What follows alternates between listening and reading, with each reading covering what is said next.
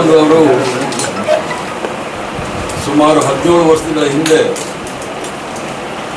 Syndicate member ಆಗಿರೋ ಸಂದರ್ಭದಲ್ಲಿ ಮಂಗಳೂರು ವಿಶ್ವವಿದ್ಯಾನಿಲಯದಲ್ಲಿ ನಾರಾಯಣ ಗುರುಗಳ ಅಧ್ಯಯನ ಪೀಠವನ್ನು ಸ್ಥಾಪನೆ ಮಾಡಬೇಕು ಅಂತೇಳಿ ಸಿಂಡಿಕೇಟಲ್ಲಿ ಒಂದು ರೆಸಲ್ಯೂಷನ್ ಪಾಸ್ ಮಾಡಿ ನನ್ನ ಹತ್ರ ಬಂದು ರಾಜ್ಯಸಭಾ ಸದಸ್ಯರ ಸ್ಥಳೀಯ ಅಭಿವೃದ್ಧಿ ಅನುದಾನದಿಂದ ಹಣ ಕೊಡಬೇಕು ಅಂತೇಳಿ ನಮಗೆ ಮ್ಯಾಕ್ಸಿಮಮ್ ಇದ್ದಿದ್ದು 50 ಲಕ್ಷ ರೂಪಾಯಿನ ತೆಗೆದುಕೊಂಡು ಪ್ರಾರಂಭ ಮಾಡಿ ಆಮೇಲೆ MLC ಆದಮೇಲೂ ಸಹ ಅದಕ್ಕೆ ಕೆಲವು ಅನುದಾನವನ್ನು ಕೊಟ್ಟು ಇದರಲ್ಲಿ ಆಗಿನ BJP ಅಧ್ಯಕ್ಷರಾದ ನಳಿನ್ ಕಟೀಲ್ರವರು ಮತ್ತು ಹರೀಶ್ ಕುಮಾರ್ರವರು ಸಹ 10 ಲಕ್ಷ ಕೊಟ್ಟು ಒಂದು ಭಾಗವನ್ನು ಈಗಾಗಲೇ ಸಂಪೂರ್ಣ ಮಾಡಿದ್ದೀವಿ. ಮತ್ತೊಂದು ಅದನ್ನು ಸಂಪೂರ್ಣವಾಗಿ ಕಟ್ಟಲಿಕ್ಕೋಸ್ಕರ ಮಾನ್ಯ ಮುಖ್ಯಮಂತ್ರಿಗಳಾದ ಸಿದ್ದರಾಮಯ್ಯನವರು 3 ಕೋಟಿ ರೂಪಾಯಿಗಳ ಅನುದಾನವನ್ನು ಕೊಟ್ಟಿದ್ದಾರೆ.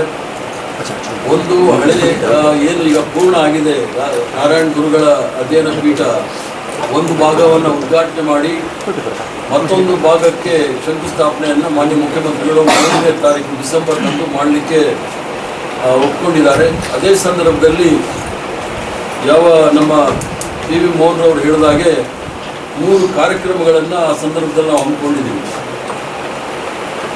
ರಾಷ್ಟ್ರಪತಿಗಳಾದ ದ್ರೌಪದಿ ಮುರ್ಮುರವರು ಶಿವಗಿರಿಗೆ ಭೇಟಿ ಮಾಡಿ ಗಾಂಧಿ ನಾರಾಯಣ ಗುರುಗಳ ಪರಿನಿರ್ವಾಣ ಅವರು ಸಮಾಧಿ ಹೊಂದಿದಂಥ ಸಂದರ್ಭದಲ್ಲಿ 100 ವರ್ಷ, ಇನ್ನು 2 ವರ್ಷಗಳಲ್ಲಿ 100 ವರ್ಷ ಆಗುತ್ತೆ. ಆ ಸಮಾರಂಭ ಆ ಒಂದು ಕಾರ್ಯಕ್ರಮದಲ್ಲಿ ಭಾಗವಹಿಸಿ ತದನಂತರ ರಾಷ್ಟ್ರದ ಪ್ರಧಾನಮಂತ್ರಿಗಳು ಗಾಂಧಿ ಮತ್ತು ನಾರಾಯಣ ಗುರುಗಳ ಸಂವಾದದ 100 ವರ್ಷದ ಕಾರ್ಯಕ್ರಮಕ್ಕೆ ಚಾಲನೆ ಕೊಟ್ಟಿರ್ತಕ್ಕಂಥ ಸಂದರ್ಭದಲ್ಲಿ ಮತ್ತು ನಾರಾಯಣ ಗುರುಗಳು ಸರ್ವ ಮತ ಸಮ್ಮೇಳನವನ್ನು ಸಹ ಮಾಡಿರ್ತಕ್ಕಂಥ ಸಂದರ್ಭದಲ್ಲಿ ಅದು ಸಹ 100 ವರ್ಷ ಪೂರ್ಣಗೊಳ್ತಾ ಇದೆ. 3 ಕಾರ್ಯಕ್ರಮಗಳನ್ನು ಈ ಉದ್ಘಾಟನೆ ಕಾರ್ಯಕ್ರಮ ಆದ ನಂತರ ನಾವು ಹಮ್ಮಿಕೊಂಡಿದ್ದೇವೆ. ಈ ಶತಮಾನದ ಅದ್ಭುತ ಅಂತ ಹೇಳಿದ್ರೆ ತಪ್ಪಾಗಲಾರದು. ಐನ್ಸ್ಟೀನ್ ರವರು ಇದೆ ಪ್ರಪಂಚಕ್ಕೆ ಬಾಂಬನ್ನು ಕೊಟ್ಟರು. ನಾರಾಯಣ ಗುರುಗಳು ಅಸ್ಪೃಶ್ಯತೆಯ ವಿರುದ್ಧ ಹೋರಾಟ ಮಾಡಲಿಕ್ಕೆ ಮುಂದಾದರು. ನಾವೆಲ್ಲರೂ ಸಹ ಸಮಾನರು, ಸರ್ವಧರ್ಮ ಸಮಭಾವ ಅಂತ ಹೇಳಿ ಮಹಾತ್ಮ ಗಾಂಧಿಯವರು ಅಹಿಂಸಾತ್ಮಕವಾದ ರೀತಿಯಲ್ಲಿ ಹೋರಾಟ ಮಾಡ್ತಕ್ಕಂಥ ವಿಚಾರವನ್ನು ನಾರಾಯಣ ಗುರುಗಳು ಮತ್ತು ಮಹಾತ್ಮ ಗಾಂಧಿಯವರು ಹಂಚಿಕೊಂಡು ಮಾಡಿರ್ತಕ್ಕಂಥ ಈ 3 ಮಹಾನ್ ವ್ಯಕ್ತಿಗಳು ಈ ಒಂದು ಶತಮಾನದ ಅದ್ಭುತ ಅಂತ ಹೇಳಿದ್ರೆ ತಪ್ಪಾಗಲಾರದು. ಐನ್ಸ್ಟೀನ್ ಅವರು ಮಾತಾಡುವ ಸಂದರ್ಭದಲ್ಲಿ ಹೇಳಿದರು, ಮುಂದಿನ ಪೀಳಿಗೆ ಈ ಒಂದು ಭೂಮಂಡಲದಲ್ಲಿ ಕೇವಲ ಎಲುಬು ಮತ್ತು ರಕ್ತ ಇದ್ದಂಥ ಒಬ್ಬ ಸಣ್ಣ ವ್ಯಕ್ತಿ ಈ ಭೂಮಂಡಲದಲ್ಲಿ ಓಡಾಡ್ತಾ ಇದ್ದದ್ದು ಅಂತ ಹೇಳಿದ್ರೆ ನಿಜಕ್ಕೂ ಸಹ ಈ ಒಂದು ಕಾಲಘಟ್ಟದಲ್ಲಿ ಮುಂದೆ ಯುವಕರು ಅದನ್ನು ನಂಬಲಿಕ್ಕೆ ಸಾಧ್ಯ ಆಗೋದಿಲ್ಲ. ಆ ರೀತಿಯಲ್ಲಿ ಮಹಾತ್ಮ ಗಾಂಧಿಯವರು ಕೆಲಸ ಮಾಡಿದಂಥ ಐನ್ಸ್ಟೀನ್ ಅವರು ಹೇಳಿದ ನಂತರ 1924ನೇ ಇಸ್ವಿನಲ್ಲಿ ನಾರಾಯಣ ಗುರುಗಳು ಭೇಟಿ ಮಾಡೋ ಸಂದರ್ಭದಲ್ಲಿ ಮಹಾತ್ಮ ಗಾಂಧಿಯವರು ನಾರಾಯಣ ಗುರುಗಳ ಅಸ್ಪೃಶ್ಯತೆಯ ವಿರುದ್ಧ ಹೋರಾಟವನ್ನು ಯಾವ ರೀತಿ ಹಮ್ಮಿಕೊಂಡಿದ್ರು ಅಂತೇಳಿ ನೋಡಿ ಅದನ್ನು ಭಾಳಷ್ಟು ಪ್ರಶಂಸೆ ಮಾಡಿ ಯಂಗ್ ಇಂಡಿಯಾ ಅಂಥೇಳಿ ಒಂದು ಪತ್ರಿಕೆಯನ್ನು ಮಹಾತ್ಮ ಗಾಂಧಿಯವರು ಹೊರಡಿಸ್ತಾ ಇದ್ರು. ತದನಂತರ ಅದರ ಮತ್ತೊಂದು ಪತ್ರಿಕೆಯನ್ನು ಹರಿಜನ ಪತ್ರಿಕೆ ಅಂತೇಳಿ ಬರಲಿಕ್ಕೆ ನಾರಾಯಣ ಗುರುಗಳ ಪ್ರೇರಣೆಯಿಂದ ಮಹಾತ್ಮ ಗಾಂಧಿಯವರು ಪ್ರೇರಣೆಗೊಂಡು ಇಡೀ ದೇಶದಲ್ಲಿ ಅಸ್ಪೃಶ್ಯತೆಯ ವಿರುದ್ಧ ಹೋರಾಟ ಮಾಡಿರ್ತಕ್ಕಂಥ ನಿರ್ದೇಶನಗಳು ನಮ್ಮ ಮುಂದೆ ಇದೆ.